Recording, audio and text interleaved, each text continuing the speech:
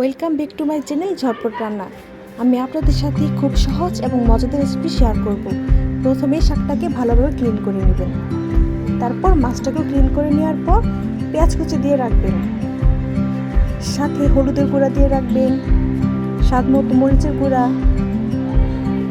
স্বাদ মতো ধনিয়ার গুঁড়া, স্বাদ মতো জিরার গুঁড়া, স্বাদ মতো লবণ অ্যাড করবেন, সাথে কিছু পানি অ্যাড করে রাখবেন।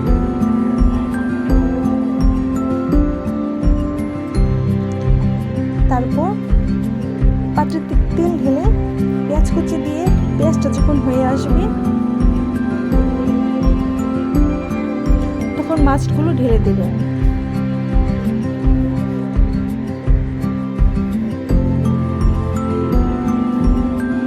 মশলাগুলো ভালোভাবে কষিয়ে নেবেন। মশলা কষানো হয়ে গেলে একটু নাড়াচাড়া করে পানি অ্যাড করবেন,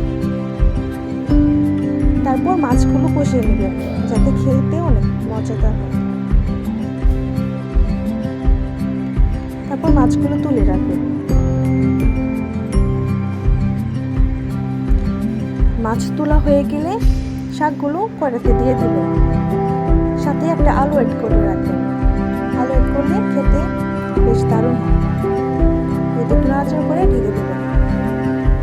যখন একটু হয়ে যাবে তখন পানি অ্যাড করবেন, শাকটা কষিয়ে নেবেন। শাক কষানো হয়ে গেলে মাছগুলো ঢেলে দেবেন। এই তো বেশ 5 মিনিট রেখে দেবেন। এই তো হয়ে গেল আমার কলমি শাকের রেসিপি। ইলিশ মাছের, যাদের বাসায় মাছ থাকে না তারা এই রেসিপি